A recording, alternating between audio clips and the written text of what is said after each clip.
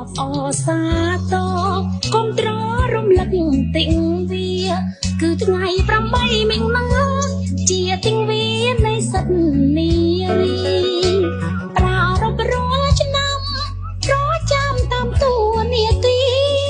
រំលឹកទិញវានារីដែលទៀមទានឹងសិទ្ធសេរី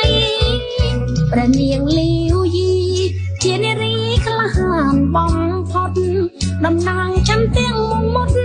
ល្អបំផុតកបកលយាណី